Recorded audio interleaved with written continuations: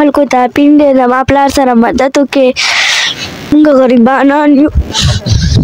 قدرمند امتیاز کمر ما د ثوابه علاقه د شیخ جانا کلی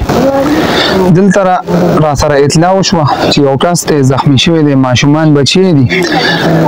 زخمی شوی دا سره چې بجلی ونیو په هغې کې دوره زخمی شه چې دا یو لاس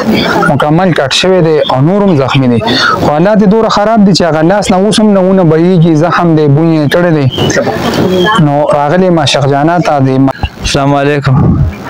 زه امین خبرې کوم شیخ جانان اسماعیل خیل و چم نه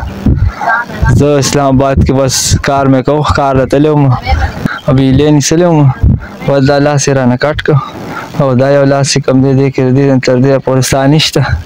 بس دغه شان بې اثرې پراته د علاج سمې ونشته خپل چې کوم دی نو څه داسې ذاتیات څه شته نه بس دا بچي مې ټول ناست دي او دغه شان د الله په اسره باندې ناست وو بېګا راسې پرون داسې تنګ یم د لاس نه دا وینه کوي نوې شروع کړی بس دومره څوک شته نه چې علاج پرې راله وکړي څه ذریعه نه لرو بس د الله په اسره پراته یو.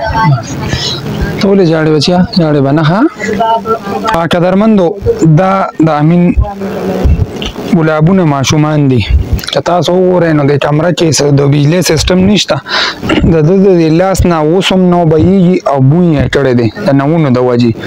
یو خوا ګرمي ده بل خوا دی د ګرمۍ کې پروت دی دا ماشومه چې کم ده دا لکه اوس هم پلار ته ناسته ده او جاړي. خلکو ته اپین دی زما پلار سره مدد وکړئ موږ غریبانان یو.